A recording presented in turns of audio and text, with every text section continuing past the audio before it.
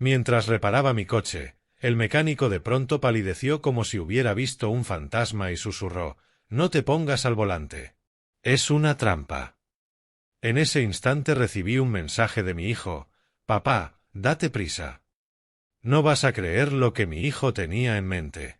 Pero antes de continuar, por favor suscríbete al canal y cuéntanos en los comentarios desde dónde nos escuchas. El teléfono sonó a las 5:15 de la tarde de un lunes de principios de marzo.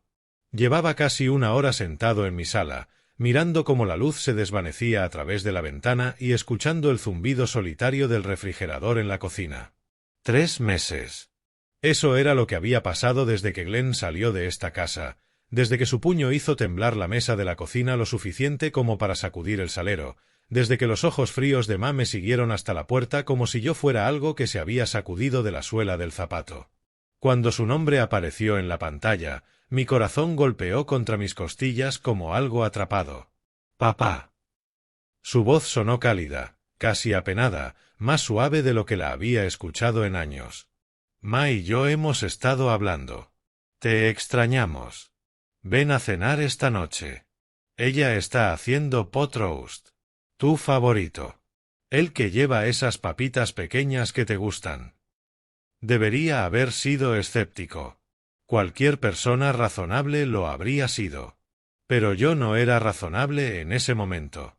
Solo era un hombre de 63 años, cansado del silencio, cansado de comer cenas congeladas solo en una mesa pensada para 4 personas, de cuando Sara aún estaba viva. De cuando Glenn era pequeño y aún me miraba como si supiera cosas que valían la pena, como si fuera alguien digno de respeto. «Me encantaría, hijo», dije quizá demasiado rápido, demasiado ansioso. «¿A qué hora debo estar ahí?» «A las 7 en punto. No llegues tarde. Todo estará listo esperándote». Después de colgar, me quedé sentado sosteniendo el teléfono con ambas manos, sintiendo algo parecido al alivio recorrerme en oleadas.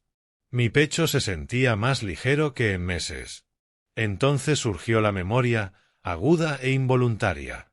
El rostro de Glenn enrojecido, las venas marcadas en su cuello, saliva volando mientras gritaba: $35.000.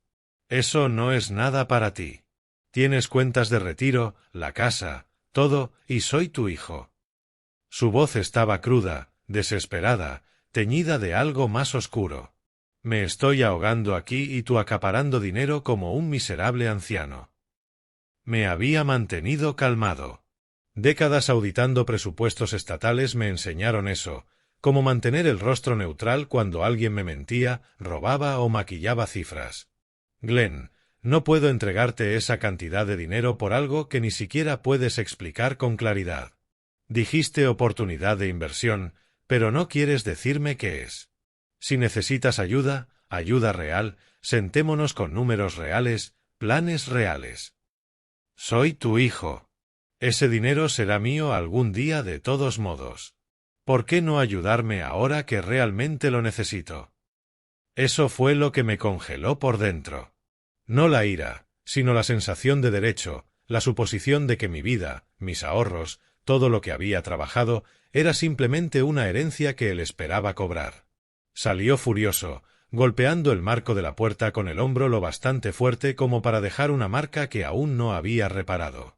Mas se quedó en el umbral, su expresión indescifrable pero lejos de cálida. No dijo una palabra, solo me miró con esos ojos vacíos y lo siguió hasta el coche. Aparté ese recuerdo y me levanté del sofá, donde había dejado una hendidura después de tantos meses, y me dirigí a la ducha. Mi hijo había llamado. Mi hijo quería que fuera. Quizá la familia podía sanar después de todo. Quizá yo había sido demasiado rígido, demasiado auditor y no suficiente padre. Para las 6, estaba vestido con una camisa azul limpia que Sara me había comprado hacía años. Las llaves en la mano, la cartera en el bolsillo trasero. El garaje olía a polvo de concreto y aceite viejo. Herramientas que apenas sabía usar colgaban en un tablero que mi vecino me había ayudado a instalar. Me subí a mi Honda Accord del 2019. Confiable, práctico, el tipo de coche que conduce un auditor jubilado. Gire la llave. El motor de arranque giró fuerte y normal, como siempre, pero el motor no encendió. Lo intenté de nuevo, pisando el acelerador. El mismo resultado. El tablero se iluminó perfectamente. La batería estaba bien. El indicador de gasolina marcaba 3/4. Abrí el cofre, miré el motor como si pudiera explicarme algo.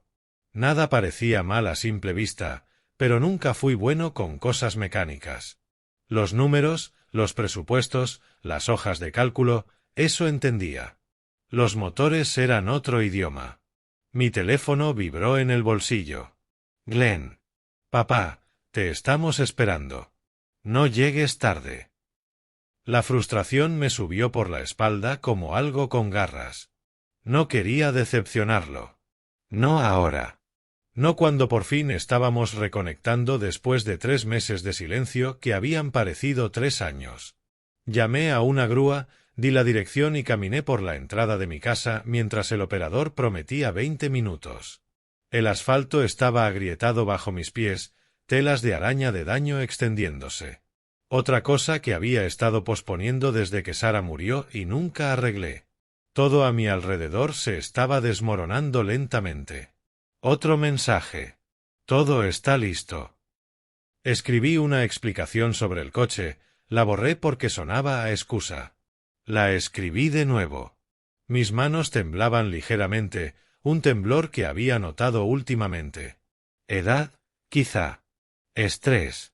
Cuando la grúa llegó 40 minutos después, subí a la cabina y di las direcciones hacia Verers Auto Repair, el único lugar que conocía que podía estar abierto a esa hora. A veces pasa con estos coches modernos, dijo el conductor mirándome por el retrovisor. Tenía un rostro redondo, amable. Todos esos sensores y computadoras. Una cosita falla y el sistema entero se apaga. Werner es bueno, eso sí. Lo revisará rápido. Eso espero, dije, mirando por la ventana mientras mi vecindario pasaba. Las casas donde había visto familias crecer, la calle donde enseñé a Glenn a andar en bicicleta. Realmente necesito llegar a un lugar esta noche. Es importante. Durante todo el trayecto con mi Honda arrastrado detrás como un cadáver, un pensamiento daba vueltas en mi cabeza sin parar, un silencio de 3 meses roto por una invitación a cenar. Debería ser escéptico, pero no lo soy. Estoy cansado de estar solo en esta casa donde cada habitación me recuerda a Sara. Cansado de preguntarme si fui demasiado duro con él. Si debí darle el dinero sin hacer preguntas. Es mi hijo, mi único hijo, la única familia que me queda en este mundo. Si él está extendiendo la mano, yo también debo hacerlo. Debo creer que aún hay algo que salvar entre nosotros. La grúa entró en Verers Auto Repair exactamente a las 7. Las luces dentro del taller brillaban frías y duras. Un hombre con overol manchado de grasa se limpiaba las manos con un trapo rojo mientras nos observaba entrar. El conductor bajó mi Honda con un quejido mecánico y el chirrido del metal. Me bajé, mis rodillas protestando, y me acerqué al mecánico. ¿Joe Werner? Llamé sobre mi coche. Es urgente. Necesito llegar a un sitio esta noche. Mi hijo me espera. Joe asintió lentamente, estudiando el Honda. Déjeme subirlo al elevador. Voy a revisarlo bien. Apuntó hacia una puerta desgastada. Hay café en la sala de espera, si quiere. Quizá esté viejo, pero está caliente. No tardaré. La sala olía a café quemado y hule. Sillas de plástico resquebrajadas en la pared. A través de una ventana rayada pude ver a Joe acomodar el coche en el elevador. Me senté y saqué el teléfono. 7:23. Glenn, papá, ¿dónde estás? 5 minutos después, la comida se está enfriando, te estamos esperando. Cada mensaje sonaba más insistente, más exigente. Escribí disculpas, intenté explicar. Mis dedos se sentían torpes. Pasaron 25 minutos. Observé a Joe trabajar bajo el elevador, meticuloso y concentrado. Entonces se enderezó rápido, y aún desde la ventana vi que algo andaba mal. El color había abandonado su rostro. Se quedó mirando algo bajo mi coche. Luego caminó hacia la sala de espera. Cuando abrió la puerta, sus manos temblaban. Señor Gray. Su voz estaba tensa. Tiene que ver esto ahora mismo. Lo seguí al taller. Las luces duras hacían que todo se viera expuesto. Joe alumbró las líneas de freno con una linterna. Incluso yo pude verlo. Un corte limpio. Deliberado. No desgaste. No daño accidental. Alguien había cortado la línea. Alguien hizo esto, dijo Joe en voz baja. Esto no fue un accidente. Alguien quería que usted se estrellara, que muriera. Movió la luz hacia el sensor del motor. También sabotearon esto. El motor habría arrancado eventualmente, le habría permitido avanzar unos cuantos kilómetros. Luego fallaría en la autopista, cuando fuera a 60 o 70. Y cuando frenara. No terminó. No hacía falta. Mi teléfono vibró. Lo saqué con los dedos entumecidos. Glenn, papá, date prisa. Las palabras me miraban desde la pantalla. ¿Date prisa hacia qué? ¿Hacia morir en la ruta 309 sin frenos? Un recuerdo emergió. Domingo por la noche, 2:30 de la madrugada. Un sonido en el garaje. Metal raspando. Yo me quedé escuchando, pensando que sería nada. Gatos, viento. Pero Glenn tenía una llave extra. Glenn sabía que guardaba el coche en el garaje. Glenn. El taller pareció inclinarse. Me apoyé en el guardafangos y respiré hondo. 30 años de auditoría se activaron, manteniéndome sereno al descubrir fraude. Esto era otra forma de robo. Alguien intentaba robarme la vida. Joe, necesito que documente todo, dije con firmeza. Fotografías de ambos puntos de sabotaje. Un informe escrito. No toque nada más. Déjelo tal como lo encontró. Joe me miró fijamente. Señor Gray, necesitamos llamar a la policía. Esto es intento de asesinato. ¿Quién hizo esto? Sé quién fue. Lo interrumpí en voz baja. Y yo me encargaré. Pero primero, complete la documentación. ¿Usted sabe quién tiene acceso a su garaje?, dijo Joe, con voz cuidadosa, desconfiada. ¿Quién querría verlo muerto? ¿Puede dejar el coche aquí esta noche? No repare nada. Solo fotografíe y documente. Salí al aire frío de marzo. El estacionamiento estaba vacío. Caminé de un lado a otro, dejando que el frío despejara mi mente. A través de la ventana vi a Joe fotografiar todo, tomar notas. Mi teléfono vibró otra vez. Glenn. Papá, date prisa. Miré el mensaje durante 5 minutos. $35,000. Eso fue lo que me pidió hace 3 meses. Yo dije que no. ¿Fue entonces cuando decidió? ¿O antes, cuando Sara murió y vio que él no heredaría nada mientras yo siguiera vivo?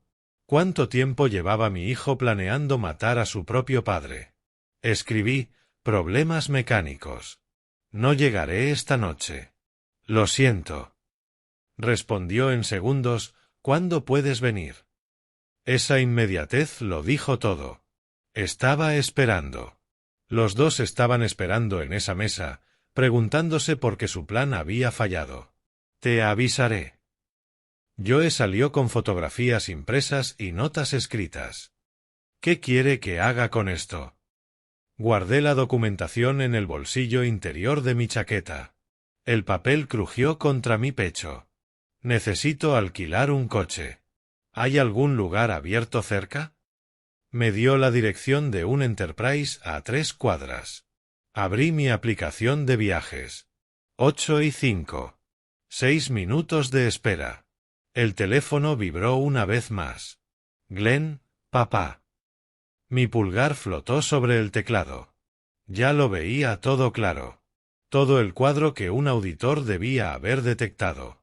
La invitación no era reconciliación. Era una ejecución. Que me subiera al coche. Que tomara la autopista. Que el sabotaje hiciera su trabajo. Un accidente. Una tragedia. Ellos heredarían todo. Casa, ahorros, seguro de vida. Limpio y sencillo. Cerré la aplicación sin responder. El coche de viaje compartido estaba a 2 minutos. Tenía un lugar al que ir. Una persona que ver. Glenn iba a esperar, igual que yo había esperado 3 meses una llamada que nunca debí contestar, igual que él había esperado que yo muriera en la autopista esa noche. Pero yo no estaba muerto. Y ahora sabía exactamente quién había intentado matarme. La documentación pesaba en mi bolsillo cuando los faros iluminaron el estacionamiento. Mi transporte había llegado. Subí al asiento trasero, di la dirección del rentacar y miré por la ventana las luces de la calle pasar. Mi reflejo me devolvió la mirada. Un hombre de 63 años que acababa de descubrir que su propio hijo quería verlo muerto. El auditor dentro de mí ya estaba trabajando, catalogando pruebas, construyendo un caso. Pero debajo de esa calma profesional crecía algo más. Algo frío y paciente. Algo que sabía esperar, planear, encontrar los puntos débiles de alguien. Glenn cometió un error esa noche. Falló al intentar matarme. Y ahora yo tenía tiempo para pensar. Tiempo para planear. Tiempo para asegurarme de que pagara por lo que había intentado hacer. El transporte me dejó en Enterprise Rent-A-Car, a 3 cuadras del taller de Verer. Las luces fluorescentes zumbaban mientras una joven empleada procesaba mi licencia y mi tarjeta de crédito sin apenas mirarme. 20 minutos después, estaba al volante de un Toyota Camry plateado que olía a pino artificial y desconocidos. Mi teléfono yacía en el asiento del pasajero, la pantalla apagada. Los mensajes de Glenn estaban ahí, sin leer, ardiendo como acusaciones que aún no quería enfrentar. Tomé la carretera principal hacia el norte. Lansdale estaba a 30 minutos entre tráfico y suburbios. Mis manos estaban firmes en el volante, pero mi mente trabajaba sin descanso, haciendo cálculos como lo había hecho durante 40 años en oficinas de auditoría gubernamental. El motivo, claro, mi patrimonio valía más de $600.000. La casa en Chestnut Hill estaba tasada en $480.000 el año pasado. Cuentas de ahorro, fondos de retiro, una póliza de seguro de vida de $100.000 que había mantenido desde que Glenn nació. Todo eso pasaría a él cuando yo muriera. Solo que no debía morir de viejo. Debía morir un lunes por la noche en la ruta 309, cuando mis frenos fallaran a 60 millas por hora. El medio, igualmente claro, Glenn tenía la llave de repuesto de mi casa. Se la había dado hace años cuando aún confiaba en él, cuando era alguien que habría venido a ver si yo no respondía el teléfono. Conocía mi rutina. Sabía que guardaba el coche en el garaje. Sabía que la cerradura de la puerta lateral estaba rota desde el invierno. Oportunidad, este fin de semana pasado. El sábado estuve 2 horas en el supermercado. El domingo por la mañana en el mercado de agricultores. Cualquiera de esos momentos pudo entrar, hacer el trabajo y salir. El ruido metálico a las 2:30 del domingo. Ese debió ser el marchándose, cerrando la puerta demasiado fuerte, haciendo un ruido que pensó que no escucharía. Las piezas encajaron con precisión matemática. Cada punto de datos coincidía. Un semáforo se puso en rojo. Frené y me quedé mirando sin realmente ver el color. 3 meses atrás, aquella discusión en mi cocina no era solo sobre dinero. Era una amenaza que fui demasiado ingenuo o demasiado optimista para reconocer. La voz de Glenn resonó en mi memoria, ahora más fuerte. Está sentado sobre una montaña de dinero mientras yo me ahogo en deudas. La mesa de la cocina temblando bajo su puño, y detrás del ma, con los brazos cruzados y el rostro tallado en hielo. Sin intentar calmarlo. Sin mediar. Solo fría evaluación en esos ojos vacíos. Luego las palabras de Glenn al irse, algún día será todo nuestro. No mío, nuestro. Tiempo presente, no futuro. No hablando de una herencia lejana, sino de esta semana, de este mes. Lo escuché entonces, pero lo filtré a través de las suposiciones de un padre. Debí haber escuchado como auditor. Lansdale estaba silencioso cuando llegué poco después de las 9. Casas modestas de 2 pisos, la mayoría con las luces apagadas. Encontré la casa de Glenn a mitad de la calle Maple, todas las ventanas encendidas como si estuvieran en exhibición. Estacioné a la vuelta, desde donde podía ver la sala sin que me vieran. Saqué mi libreta, la que había usado durante 30 años. Abrí una página limpia. Anoté la hora. Hábitos viejos. A través de la ventana, vi a Glenn caminar de un lado a otro, el teléfono en la oreja. Ma estaba junto a la mesa del comedor, gesticulando con brusquedad. Incluso desde ahí, podía leer la frustración en su postura. Movimientos rápidos, señalando a Glenn, al teléfono, negando con la cabeza. Ajusté el retrovisor. Me acomodé a observar. Mi teléfono permaneció en mi bolsillo. Pasaron 20 minutos. La escena no cambió mucho. Glenn revisaba su teléfono compulsivamente. Ma, cada vez más irritada. Pero fue lo que no vi lo que lo confirmó todo. No había cena en la mesa. No había pot roast. No había papitas pequeñas. No había comida de reconciliación. En su lugar, había documentos extendidos cuidadosamente sobre la superficie. Incluso desde fuera reconocí el formato. Hojas legales. Múltiples páginas. El tipo de formularios que había revisado miles de veces. Documentos de sucesión. Papeles de transferencia de propiedad. No estaban preparando la cena. Estaban preparándose para heredar. La comida era ficción. Los formularios estaban listos, esperando la noticia de mi muerte. Tomé fotos a través de la ventana. Evidencia. Documentación. El instinto del auditor, siempre registrar todo. Glenn revisó su teléfono otra vez y se lo enseñó a Ma. Ella levantó las manos, enfadada. Él respondió a la defensiva. Estaban esperando una llamada de la policía, de un hospital, de alguien informando de un accidente. Esperaban confirmar que su plan había funcionado. Mis manos se cerraron alrededor del volante hasta que mis nudillos dolieron. Ese era mi hijo. El niño al que enseñé a montar en bicicleta, a lanzar una pelota, a equilibrar una chequera. El hombre al que ayudé durante la universidad, en su boda, en los primeros años difíciles. Y él había estado en mi garaje hace 2 noches con una cuchilla en la mano, cortando deliberadamente las líneas de freno mientras yo dormía arriba. No en un arrebato. No por impulso. Con premeditación y papeles de sucesión listos. El hombre que creí haber criado no existía ya. Quizá nunca existió, escribí en mi libreta. 8:47 de la noche. Glenn caminaba de un lado a otro, el teléfono activo, el modo de control encendido, frustrado. Papeles sobre la mesa, documentos legales, formatos de transferencia patrimonial, nada de preparativos de cena. Estaba esperando la notificación de una muerte, manteniendo un desapego profesional. Eso fue lo que me permitió sobrevivir 40 años encontrando malversaciones, fraudes, robos. No puedes dejar que las emociones nublen la evidencia. Los números cuentan la historia. La línea del tiempo revela la verdad. El sujeto demostraba un motivo, medios y oportunidad claros.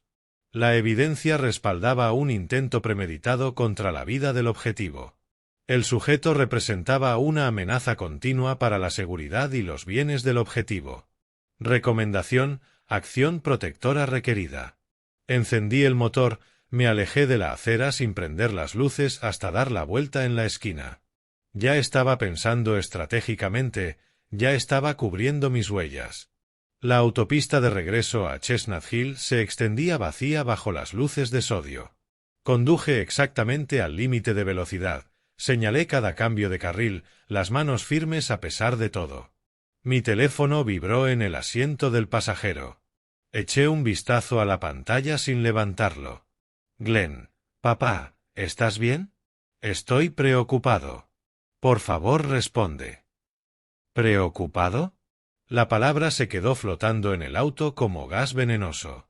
Tomé la salida hacia casa, hacia la vivienda con el garaje donde Glenn había estado con odio y una herramienta cortante, seccionando más que simples líneas de freno.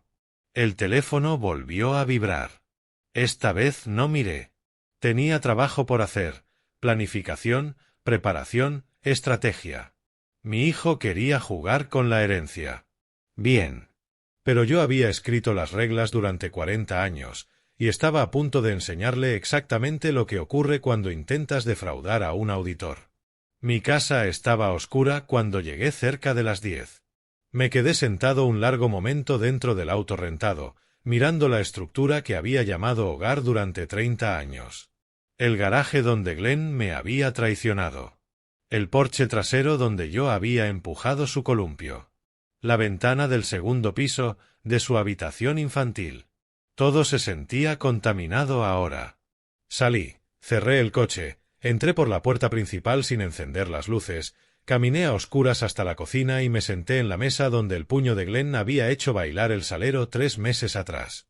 Entonces comencé a pensar. Las horas avanzaron lentamente. Llené páginas del cuaderno con análisis, columnas de bienes, vulnerabilidades, acciones necesarias. Dibujé líneas conectando conceptos, encerclé palabras clave. Era lo que había hecho durante 4 décadas. Seguir el dinero, encontrar la debilidad, construir el caso. Al amanecer tenía un marco. Para las 7 de la mañana del martes, tenía un plan. Me duché, me puse una camisa limpia y pantalones de vestir, una armadura para el día que venía. Luego tomé el teléfono. Glenn había enviado 12 mensajes durante la noche, cada uno más preocupado, o pretendidamente preocupado, que el anterior. Papá, por favor contesta. Estoy muy preocupado. ¿Debería ir a verte? Redacté mi respuesta con precisión quirúrgica. Perdón, hijo. El coche se descompuso. En serio, tuve que dejarlo en el taller. Reprogramemos la cena.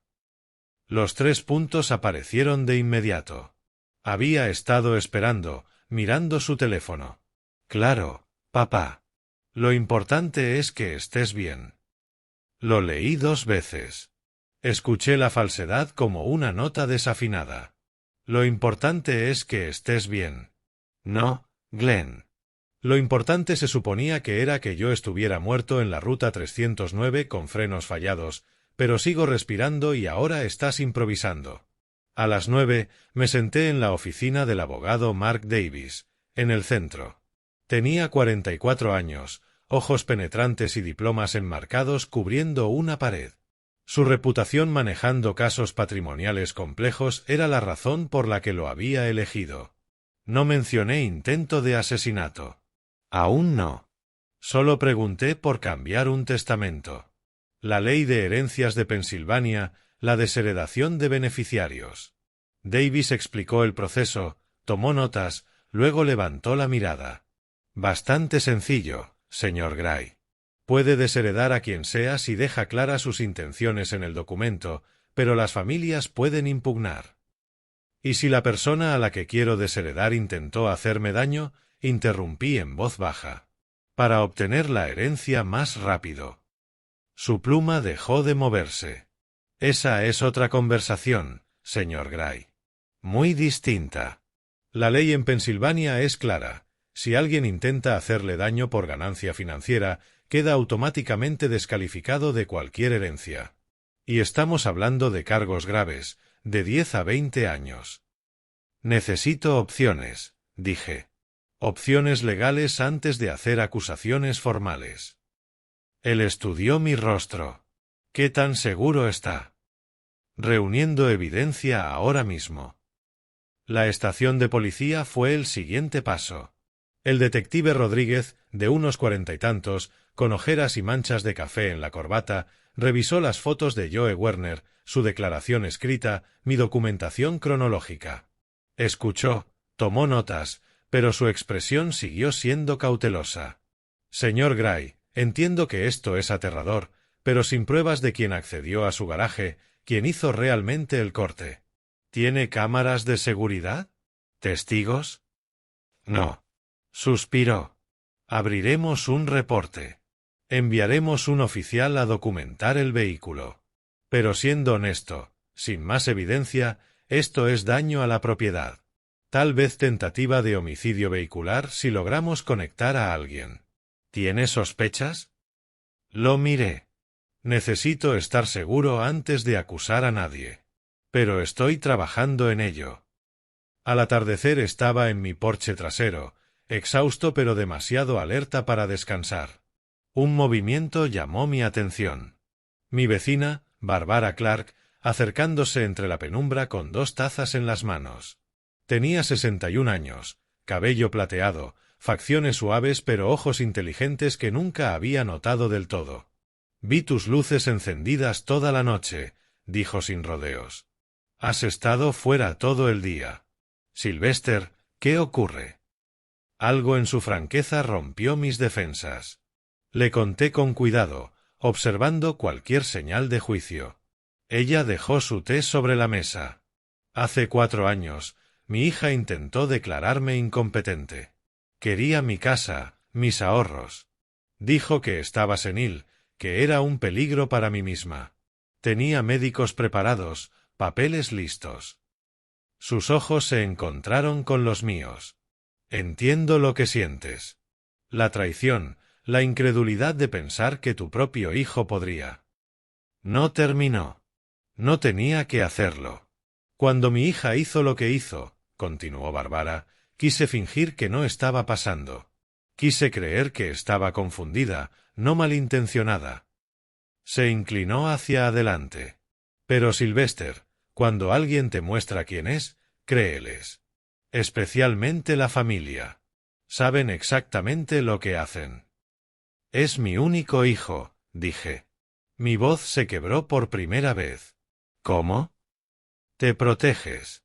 Y te aseguras de que enfrente las consecuencias o lo intentará de nuevo. Sus palabras quedaron suspendidas en el aire frío. Pasé 40 años exponiendo fraudes, dije finalmente. Siguiendo rastros de dinero, encontrando la verdad en los números. Pero nunca pensé, es mi hijo. Le cambié los pañales, le enseñé a andar en bicicleta, y ahora estoy armando un caso contra él como si fuera solo otro número de expediente. Barbara tomó mi mano.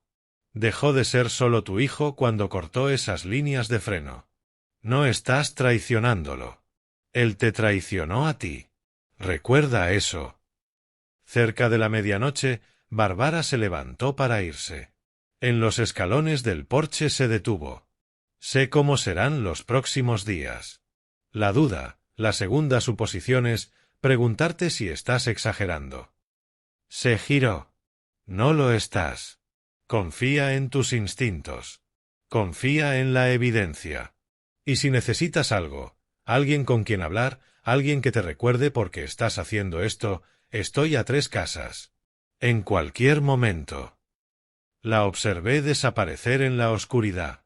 Una figura pequeña con más fuerza de la que imaginé. Mi teléfono vibró. Glenn. Papá, ¿cuándo reprogramamos? De verdad quiero verte. Escribí. Te avisaré. Tengo algunas cosas que resolver primero. Respuesta inmediata. ¿Cómo qué? ¿Cómo protegerme de ti? ¿Cómo cambiar mi testamento? ¿Cómo asegurarme de que nunca recibas un centavo de aquello por lo que intentaste matarme? Pero escribí solo. Asuntos personales. Hablamos pronto. Apagué el teléfono. Dentro, subí las escaleras hacia mi dormitorio por primera vez en 36 horas. El cuaderno estaba en mi mesa de noche, abierto en la página del día siguiente. 3 elementos escritos con pulcritud. 1. Cambiar cerraduras. 2. Cámaras de seguridad. 3. Nuevo testamento desheredando a Glenn, razón indicada claramente. Cerré los ojos. El sueño llegó por fin, oscuro y sin sueños. El miércoles amaneció con una claridad inesperada. La luz entraba por mi ventana, el primer descanso real que había tenido desde el lunes. El cuaderno seguía sobre mi mesa de noche, los puntos de acción mirándome como un informe de misión. Me duché, me vestí, preparé café. Mi teléfono seguía donde lo había dejado, apagado. Cuando lo encendí, aparecieron 3 mensajes. «Papá, ¿estás ahí?» Di un sorbo al café. Lo hice esperar. El poder nace de la paciencia. El teléfono sonó a media mañana.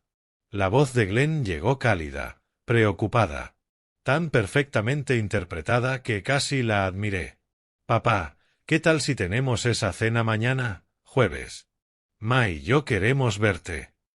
Mantuve el tono ligero. «Mañana me es difícil, hijo, ¿qué tal el viernes?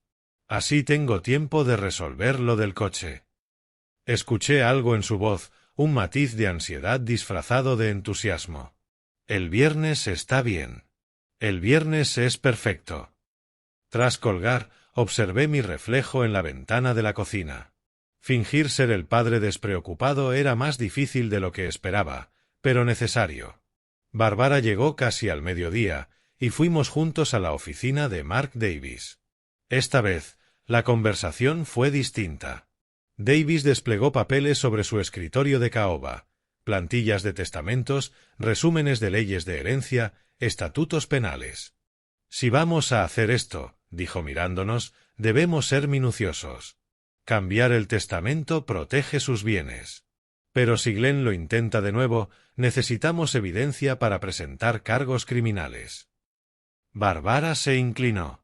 Solía trabajar con investigadores privados cuando ejercía derecho de familia. Podríamos instalar cámaras en el garaje de Sylvester, por si Glenn intenta entrar otra vez. Davis asintió lentamente. Eso nos daría tentativa de allanamiento, como mínimo. Y si probamos intención, conspiración para cometer asesinato. Firmé el Nuevo Testamento con golpes firmes. Todo para la fundación del Hospital Infantil del Condado de Montgomery. Glenn recibiría $1. La razón, por causas conocidas por mi hijo. Por la tarde llegó Carlos Mendoza, investigador privado recomendado por Barbara. Tenía 48 años, silencioso, con un maletín de equipo negro. En mi garaje instaló 2 cámaras HD, una sobre la puerta principal, otra cubriendo el banco de trabajo donde ahora estaba mi Honda, recién regresado del taller de Verer. «Activación por movimiento», explicó Mendoza. «Visión nocturna infrarroja, almacenamiento en la nube para que no se pueda borrar». 3 horas. $1,200. Extendí el cheque sin dudar. Más barato que un funeral. Luego llegó un cerrajero. Cambió todas las cerraduras. Puerta principal, trasera, del garaje, lateral. Nuevas llaves, nuevos cerrojos. $380. La seguridad física era importante, pero el siguiente mensaje pesaba más. Le envié un texto a Glenn. «Hijo, encontré la llave de repuesto que dejaste aquí hace años. ¿Quieres que te la devuelva?» 3 puntos. Desaparecieron. Regresaron. Glenn estaba luchando con su respuesta. Finalmente. «No, papá. Quédate con ella». Sonreí con dureza. Él sabía que la llave era la forma en que había entrado el domingo por la noche. Sabía que yo acababa de decirle que había descubierto el punto de acceso, y que estaba prestando atención, aunque no imaginaba cuánto. La tarde se volvió suave y cálida. Barbara me invitó a su porche. Nos sentamos en sillas de madera que crujían cómodamente, mirando las estrellas aparecer sobre el cielo oscuro. Ninguno habló por largo rato. Finalmente, Barbara tomó mi mano. Su palma cálida, ligeramente áspera por la jardinería. «No estás solo en esto», dijo en voz baja. Miré nuestras manos unidas, la mía envejecida, con manchas de la edad, la suya más pequeña pero igualmente marcada. No me había sentido tan conectado con alguien desde que mi esposa falleció, admití. Creí que esa parte de la vida había terminado. Barbara apretó suavemente. «Quizás está empezando de nuevo. En las peores circunstancias, pero empezando al fin». Nos quedamos así mientras la noche terminaba de asentarse, dos personas traicionadas por sus hijos encontrando consuelo inesperado. Las estrellas se multiplicaron. La luz del porche estaba apagada, dándonos privacidad. Un perro ladró en la distancia y luego se calló. Tomé conciencia del calor de su mano, del leve aroma a jabón de lavanda, de la tranquilidad de su presencia. Debería irme, dije sin moverme. Dejarte descansar. Ella me miró, su rostro apenas visible bajo la luz de las estrellas. O puedes quedarte un poco más. No tengo sueño. Yo tampoco. Tal vez cansado de luchar, cansado de estar solo, pero no somnoliento. Nos quedamos sentados mientras la noche se hacía más profunda. Cuando finalmente me levanté, ella me acompañó hasta la reja. El viernes, dijo. Cuando vayas a esa cena con Glenn, ten cuidado. Las cámaras están instaladas. El testamento ha cambiado. Estaré bien. Me tocó el brazo. No hablaba de tu seguridad física.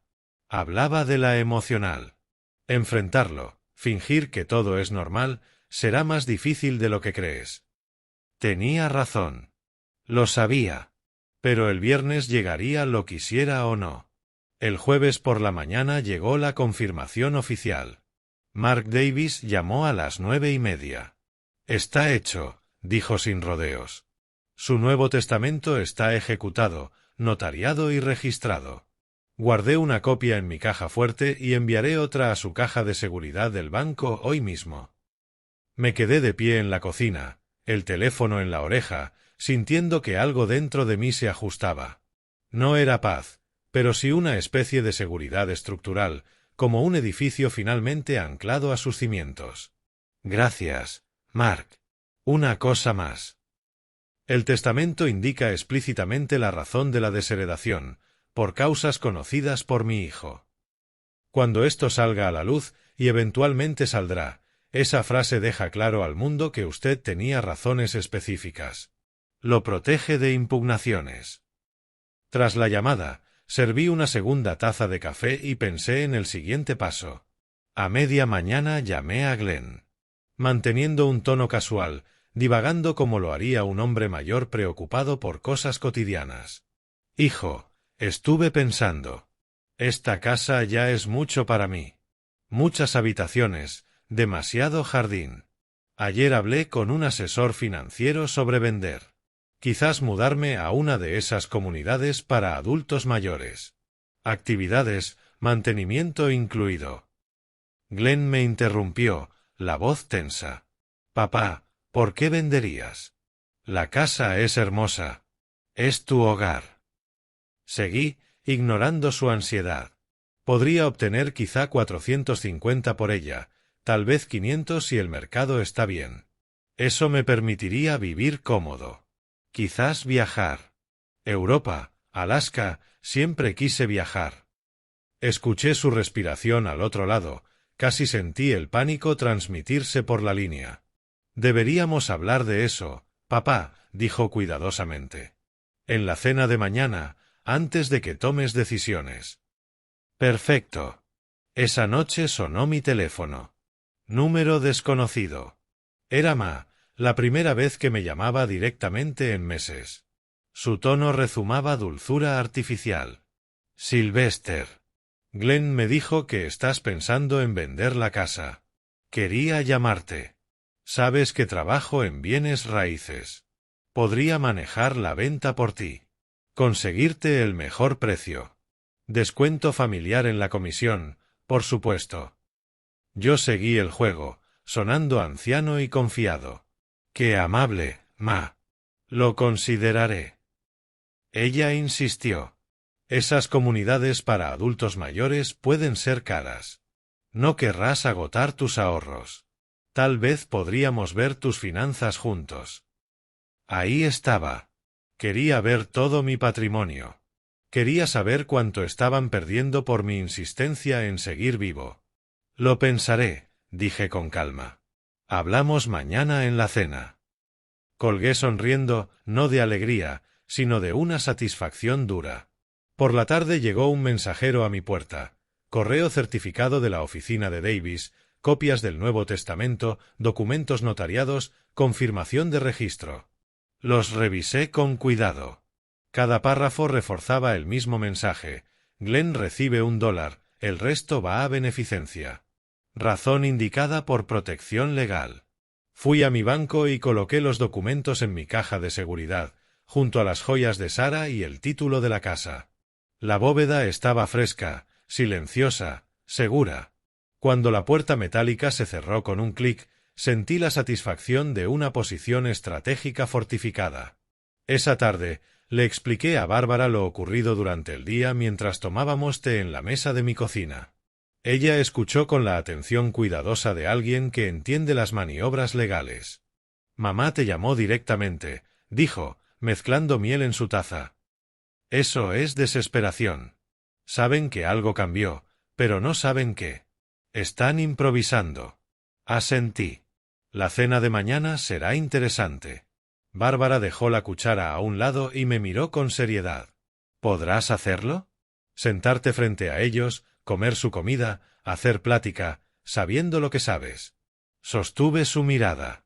Me he sentado durante casi 40 años en reuniones con personas que malversaron fondos de pensiones, que les robaron a jubilados. Sonreí, di la mano, les pregunté por sus familias mientras construía casos en su contra. Puedo manejar una cena con mi hijo. Pasamos a preparar nuestra propia cena.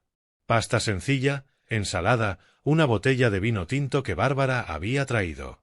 La domesticidad se sentía extraña y natural al mismo tiempo. Ella revolvía la salsa mientras yo picaba verduras.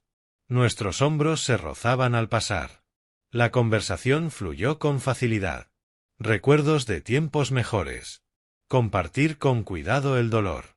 Momentos de risa genuina. Después de cenar, mientras lavábamos los platos juntos en el fregadero, Bárbara se volvió hacia mí. «Gracias», dijo suavemente. «Por dejarme ser parte de todo esto. Sé que podrías haberlo enfrentado solo». Dejé la toalla sobre el mostrador.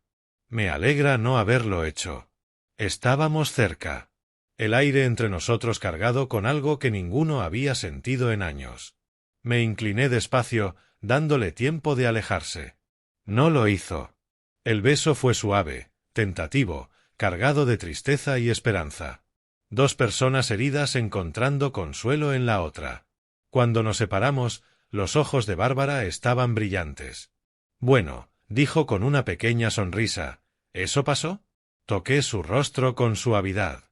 «¿Está bien que haya pasado?» «Más que bien», susurró. Más tarde, en la puerta de mi casa, mientras Bárbara se preparaba para caminar a la suya, el aire nocturno era fresco y traía el aroma del crecimiento temprano de primavera. «Mañana», dijo. «Mañana», confirmé. «Cena con Glenn y mamá. Representaré al padre anciano ligeramente confundido y preocupado. Ellos intentarán evaluar si realmente voy a vender la casa». Bárbara apoyó su mano sobre mi pecho, justo sobre mi corazón. «Y tú estarás reuniendo pruebas, observando sus reacciones, construyendo tu caso». Cubrí su mano con la mía. «Esto es lo que soy. Lo que fui, el investigador». «Quizá», dijo ella, «solo necesitabas el caso correcto. El caso importante». Se elevó sobre la punta de los pies, me besó brevemente. «Llámame cuando llegues a casa mañana en la noche. O pasa por mi casa, lo que necesites». Después de que se fue, me quedé de pie en la entrada, observando la luz de su porche encenderse 3 casas más abajo. Mi teléfono vibró. Un mensaje de Glenn. «Deseando que llegue mañana, papá. Tenemos mucho de qué hablar». Respondí. «Yo también, hijo. Yo también». Lo dije con un significado distinto al suyo. Él quería hablar de dinero, de manipulación, de control. Yo quería verlos retorcerse, reunir pruebas, medir hasta dónde estaban dispuestos a llegar. La noche siguiente me diría todo lo que necesitaba saber. Cerré la puerta con llave, nuevas cerraduras, nuevas llaves, y recorrí la casa revisando la conexión de las cámaras de seguridad en mi teléfono. Las cámaras del garaje mostraban un espacio vacío, esperando. Todo estaba listo. La trampa estaba puesta. Ahora solo tenía que caminar hacia la suya sin que me atraparan. El viernes llegó con el peso de la inevitabilidad. Pasé el día en preparación cuidadosa, no física sino mental, revisando mis notas de la semana, las líneas de freno cortadas, los mensajes de pánico de Glenn, la llamada transparente de mamá. Al caer la tarde, ya estaba vestido con pantalones de vestir y camisa abotonada, el uniforme del padre confiado. Bárbara apareció en mi puerta justo antes de que saliera. ¿Recuerdas?, dijo, tocándome el brazo. Estás recopilando información, no confrontando. Todavía no. Asentí y besé su mejilla. Te llamaré después. El viaje a Lansdale tomó media hora. Con cada milla me puse la máscara. El padre anciano, ligeramente confundido, ligeramente solitario, que confía en su hijo. Glenn abrió la puerta antes de que pudiera tocar. Había estado observando. Papá, qué gusto verte. El abrazo fue demasiado apretado, demasiado largo. Sobre su hombro, mamá se quedó en el pasillo, sonriendo tan brillante y fría como el cromo. Cuando mencioné que seguía conduciendo el auto rentado porque mi Honda necesitaba algo complicado en el motor y los frenos, lo noté, el intercambio fugaz de miradas entre ellos, reconocimiento, tensión, miedo. Nos sentamos en el comedor. La misma mesa que días antes sostenía documentos de bienes ahora mostraba domesticidad ensayada, estofado, verduras asadas, vino tinto, todo servido con práctica deficiencia. Recuerdo que te encanta el estofado, Silvestre, dijo mamá. No me llamaba por mi nombre de pila desde hacía años. La actuación era transparente una vez que sabías qué buscar. Glenn jugaba al hijo atento, rellenando mi vaso de agua, preguntando por mi semana. La conversación era surrealista. 3 personas comiendo, 2 planeando un asesinato mientras fingían normalidad, 1 fingiendo no saber. Hice mi papel a la perfección, el hombre mayor divagante, agradecido por la atención familiar, un poco solitario, un poco ingenuo. A mitad del plato principal, desplegué mi arma. He estado pensando mucho en la casa. Es demasiado para mí ahora. Hablé con una agente inmobiliaria. Dice que podría obtener unos $480.000, quizá más. Después de impuestos, unos 455.000 limpios. Se congelaron. Los nudillos de mamá se pusieron blancos alrededor del tenedor. La sonrisa de Glenn se tensó. Estoy pensando en comprar un pequeño condominio, tal vez de unos 200.000, y usar el resto para viajar. Europa, París, Roma, quizá Alaska también. La atmósfera cambió como la presión del aire antes de una tormenta. Mamá se recuperó primero. Silvestre, es una decisión grande. No deberías apresurarte. Glenn añadió, con la voz tensa. Papá, la casa es tu vida, tus recuerdos. No deberías venderla. Continué como si no notara nada. Ah, y esta semana estuve en la oficina de mi abogado. Solo actualizando unos documentos. Ya saben, a mi edad hay que pensar en estas cosas, lo dije con naturalidad entre bocado y bocado. La reacción fue inmediata. Otra mirada desesperada entre ellos. ¿Qué tipo de documentos?, preguntó mamá, intentando sonar curiosa. Agité la mano vagamente. Cosas de planificación patrimonial. Asuntos legales aburridos. Mi abogado dice que es importante mantenerlo todo actualizado. No elaboré. Que imaginaran. Que se preocuparan. Que entraran en pánico. El silencio que siguió era lo suficientemente pesado como para asfixiar. El postre fue apresurado. El café, rechazado. Glenn y mamá apenas mantenían sus fachadas. Cuando me levanté para irme, alegando cansancio temprano, el alivio en sus rostros fue palpable. Maneja con cuidado, papá, dijo Glenn. Hablaremos pronto, sobre la casa, antes de que hagas algo. En el auto rentado, los observé por el retrovisor. En cuanto doblé la esquina, corrieron hacia adentro. Podía imaginar la conversación, pánico, ira, desesperación. Conduje 3 cuadras, me detuve y llamé a Bárbara. Ya está, dije. Están aterrados. Su voz llegó cálida y preocupada. ¿Estás bien? Lo pensé. No estoy seguro, Pero tengo el control. Eso es lo que importa. Guardó silencio un momento. Ten cuidado. Los animales acorralados son los más peligrosos. Lo sabía. Contaba con eso. El camino de regreso pasó entre luces callejeras y conversaciones que se repetían en mi mente. El abrazo demasiado apretado de Glenn, la calidez forzada de mamá, la tensión en ambos cuando mencioné al abogado. Al entrar a mi cochera, el teléfono mostraba 2 llamadas perdidas de Glenn. Sin mensajes. Solo silencio y necesidad. No llamé de vuelta. Caminé por la casa. Nuevas cerraduras aseguraban cada entrada. Cámaras vigilaban cada ángulo del garaje. Las pantallas del teléfono mostraban cuadros vacíos. Mi Honda intacto, esperando. Cebo listo. Le escribí a Bárbara. En casa. Están desesperados. Lo vi en sus ojos. Respondió de inmediato. Voy para allá. Cuando llegó 10 minutos después, yo estaba sentado en la cocina a oscuras, mirando la nada. Ella no encendió las luces. Simplemente se sentó a mi lado en la penumbra y tomó mi mano. Cuéntame, dijo en voz baja. Y lo hice.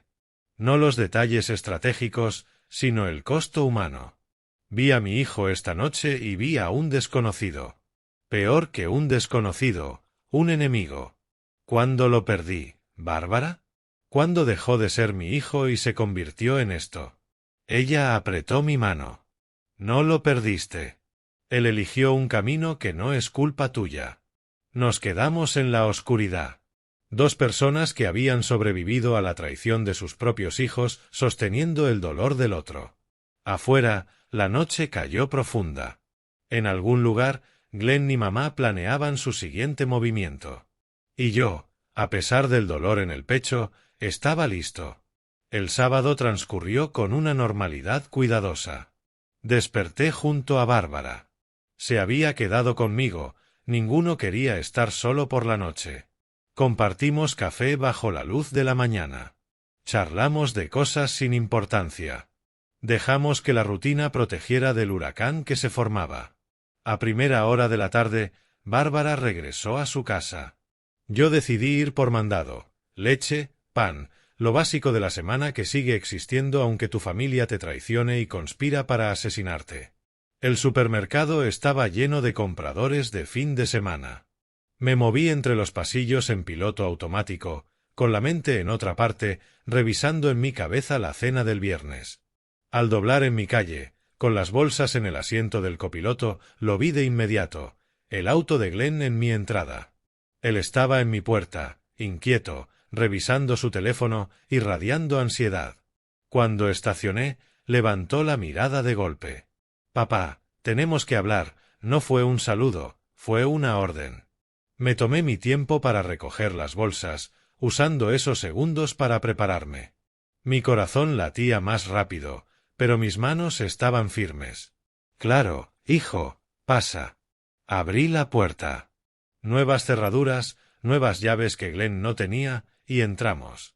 La casa se sentía distinta con él adentro, contaminada por su presencia. Dejé las bolsas en la encimera. No ofrecí café ni asiento. Esperé. Glenn caminaba por la sala sin poder estarse quieto. «Papá, estuve pensando en lo que dijiste sobre vender la casa». Me mantuve neutral. «Sí». Su voz subió un tono. «Esta casa no es solo tuya. Es de la familia. Debe quedarse en la familia. Mamá vivió aquí. Yo crecí aquí. No puedes venderla a desconocidos». Sentí la manipulación calculada, el intento de apelar a mis sentimientos. «Es mi casa, Glenn.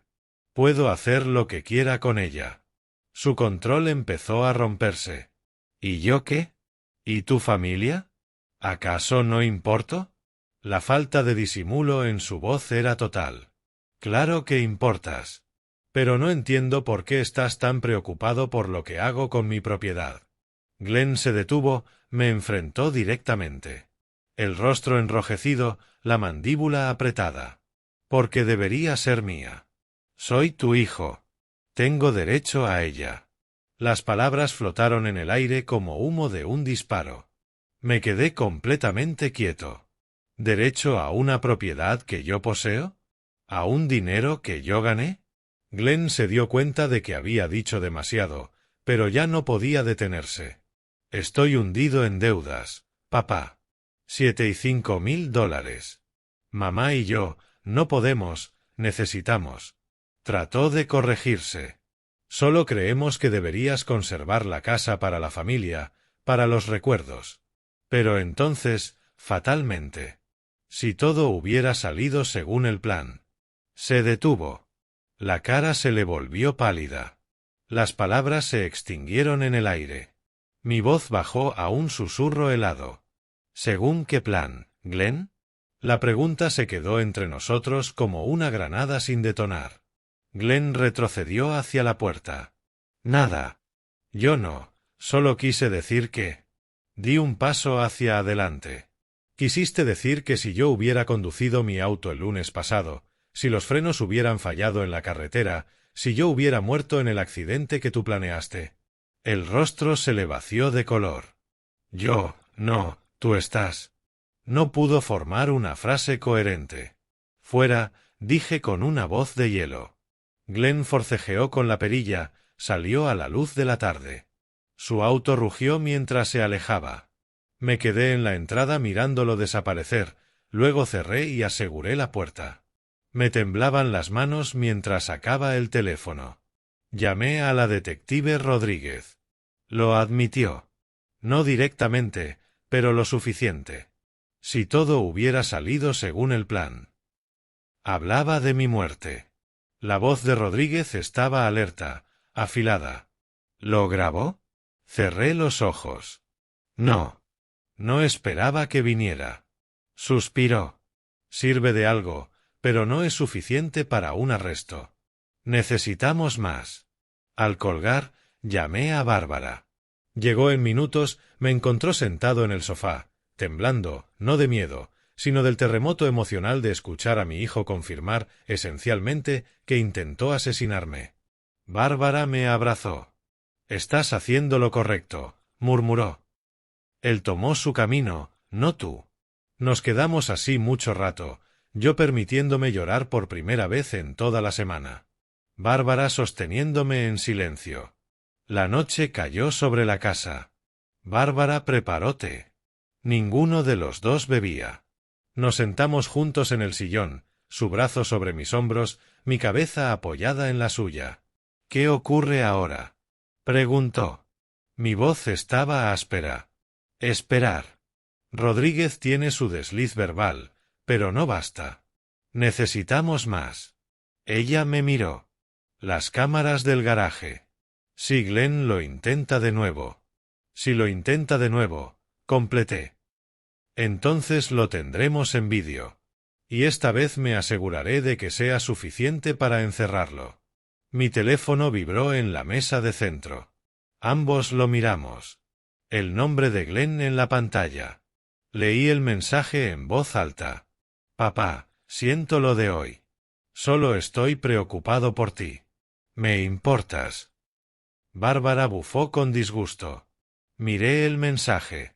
Él realmente pensaba que yo seguía creyéndole después de lo que dijo. Después de lo que hizo.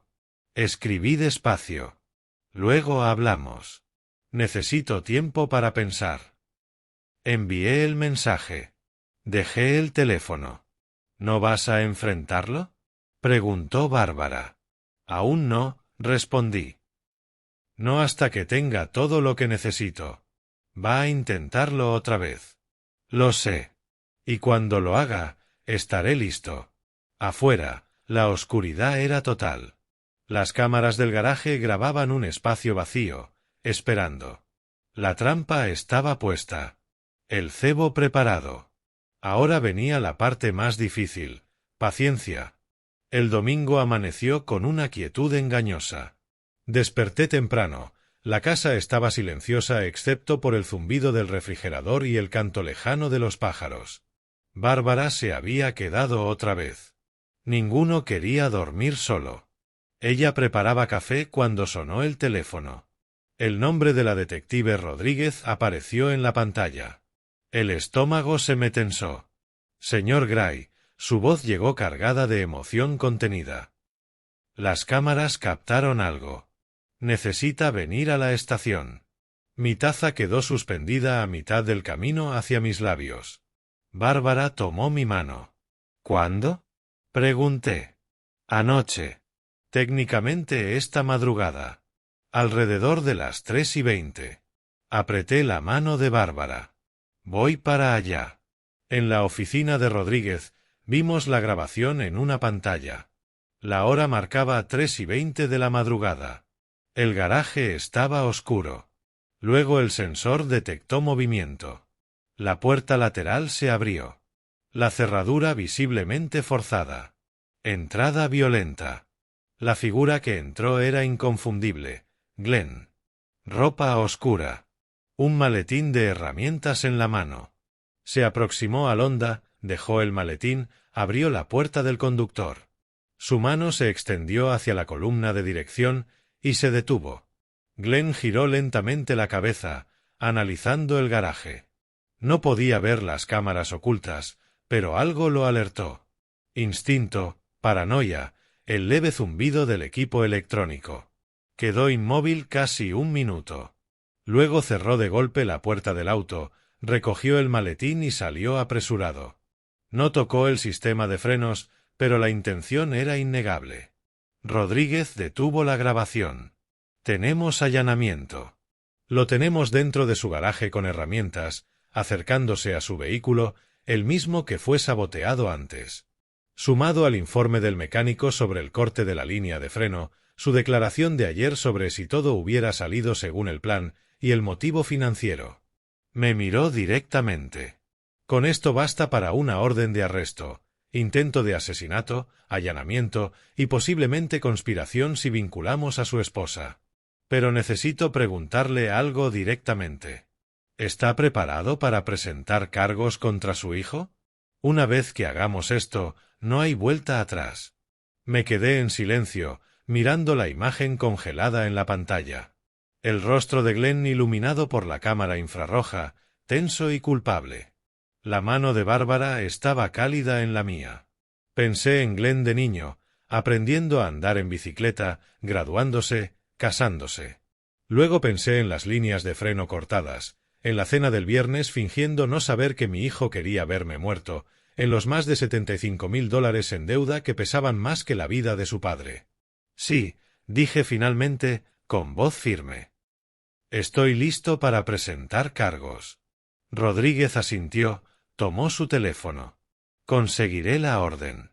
Por la tarde, Rodríguez llamó. Lo detuvimos en su lugar de trabajo. Está bajo custodia. Estaba en casa, con Bárbara a mi lado en el sofá. Esperaba sentir satisfacción, algún tipo de justicia. En cambio, solo sentí vacío. ¿Qué viene ahora? Pregunté. La comparecencia es el lunes. Dado lo grave del caso, intento de asesinato a un familiar, la fianza será alta, si es que la conceden. Su abogado probablemente intentará negociar un acuerdo. Al colgar, permanecí inmóvil. Bárbara me preguntó si estaba bien. No supe qué responder. El teléfono sonó. Número desconocido. Contesté. La voz de mamá explotó en el auricular. Lo hiciste arrestar. A tu propio hijo. ¿Qué clase de padre eres? Su voz era histérica, despojada de años de manipulación. Intentó matarme, mamá. 2 veces. Está en vídeo. Ignoró lo último. Estás destruyendo su vida. Nuestra vida. ¿Por qué? ¿Por dinero? Solo te pidió ayuda. Mi voz cayó a hielo. Cortó mis frenos. Entró a mi garaje con herramientas para hacerlo otra vez.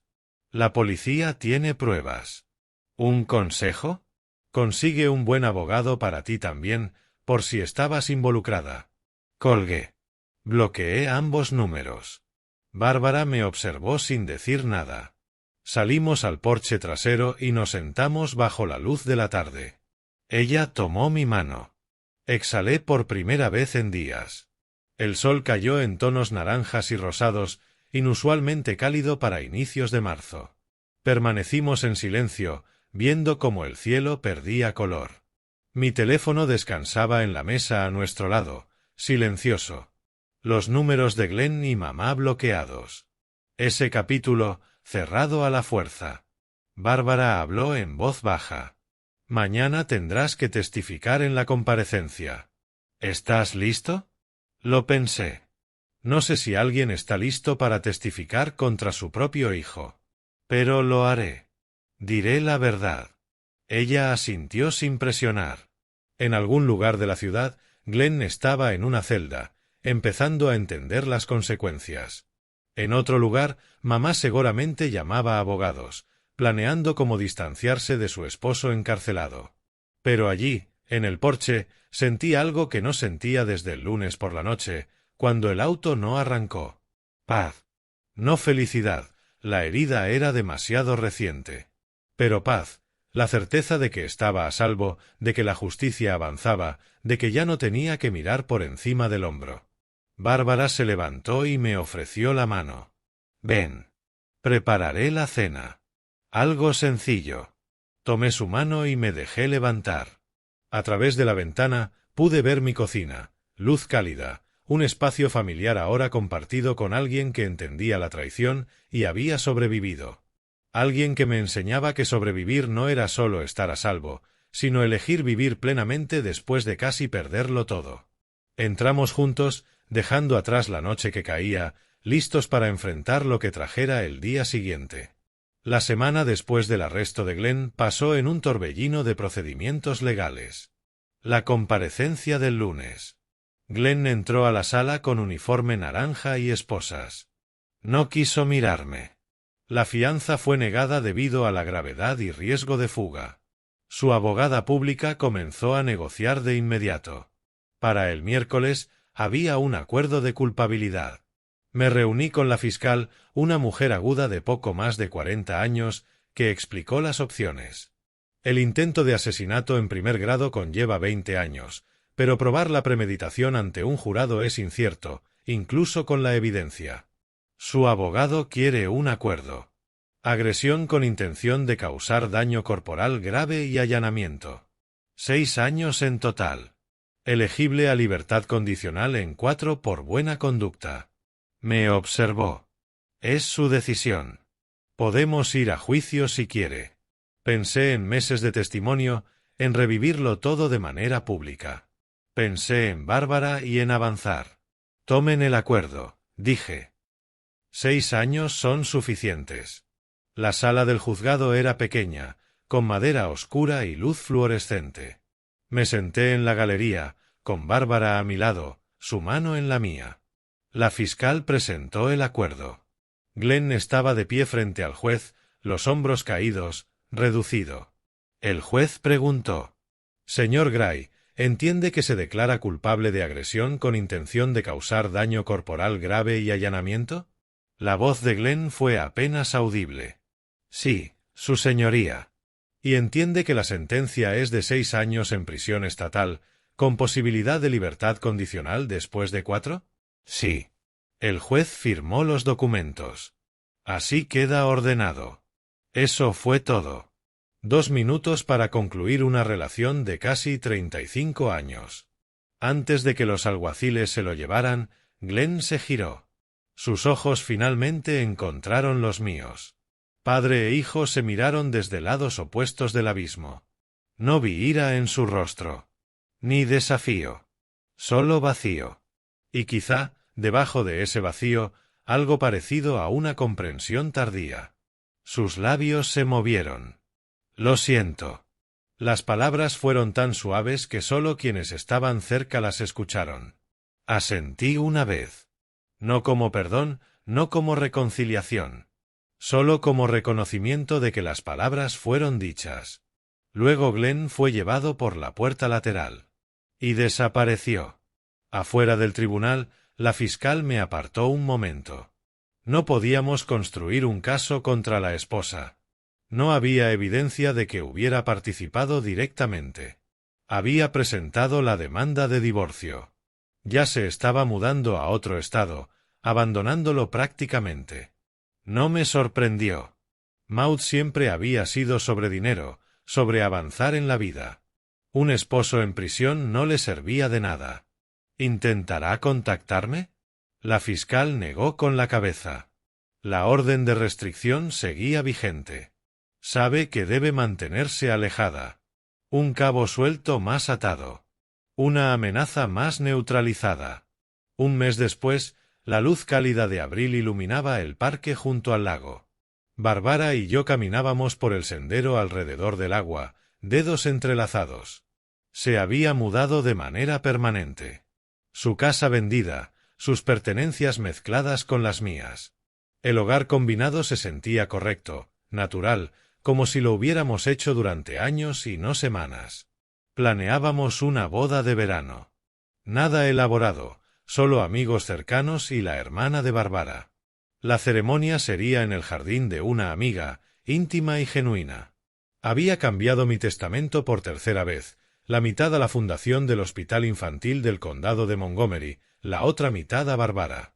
La casa que Glenn deseaba tan desesperadamente ahora pertenecía a un hombre que había aprendido a compartirla, a llenarla de risas, música y vida, en lugar de soledad silenciosa. Esa noche, de regreso en casa, encontré un sobre en el buzón, con sello de la prisión, la letra de Glenn. Lo observé un largo momento, luego lo llevé adentro. Bárbara lo vio, no preguntó nada. En la mesa de la cocina, sostuve la carta sin abrir. Me había escrito. Bárbara dejó su taza de té. ¿Quieres leerlo? Giré el sobre entre mis manos. No ahora. Tal vez algún día, pero no hoy. Abrí un cajón de la cocina, coloqué la carta dentro y lo cerré. Hoy es para vivir, para nosotros, para el futuro. Bárbara sonrió, tomó mi mano a través de la mesa. Entonces, vamos a dar ese paseo que planeamos. La tarde era hermosa. Salimos de la casa tomados de la mano, dos personas en nuestros 60 que habían sobrevivido a las peores traiciones de sus hijos y habían encontrado inesperadas segundas oportunidades para el amor y la confianza. La carta permanecía en el cajón, esperando un día que quizá nunca llegara. Pero hoy, la vida llamaba más fuerte que el pasado. El sendero del parque serpenteaba entre árboles recién brotados, el lago reflejando los colores del atardecer como cobre derretido. Otras parejas pasaban, algunas jóvenes, otras mayores, todas absortas en su propio mundo. Bárbara y yo avanzábamos a un paso tranquilo. Sin prisa. Sin destino más que aquí. ¿Piensas en él? Preguntó Bárbara tras un cómodo silencio. A veces. Sobre todo me pregunto cuándo cambió. Cuando dejó de ser mi hijo y se convirtió en alguien capaz de hacer eso. Apreté su mano. Pero pensar en eso no cambia nada. Él tomó sus decisiones. Ahora vive con ellas. Bárbara asintió. ¿Y tú? ¿Con qué vives tú? Me detuve, giré para mirarla completamente. El sol poniente iluminaba su cabello plateado, su rostro abierto y amable. Vivo contigo. Con la posibilidad de felicidad que creí haber perdido para siempre, con la comprensión de que la familia no siempre es sangre. A veces es la persona que está a tu lado cuando todo se derrumba. Se puso de puntillas y me besó suavemente. Buena respuesta. Continuamos nuestro paseo, regresando hacia casa mientras la penumbra se profundizaba. En el cajón de la cocina, la carta de Glenn permanecía sin abrir, sus palabras congeladas en el tiempo, esperando un momento que quizá nunca llegue. Pero aquí, en el mundo vivo, caminaba de la mano con Bárbara Clark, dos personas que habían ganado su segunda oportunidad gracias a la supervivencia, al coraje y a la disposición de confiar de nuevo. La casa delante mostraba luces en las ventanas. Nuestro hogar ahora lleno de comidas compartidas y conversaciones, y la tranquila comodidad de la compañía. La justicia se había cumplido. La seguridad estaba garantizada y, lo más importante, la vida había vuelto a ser digna de vivirse.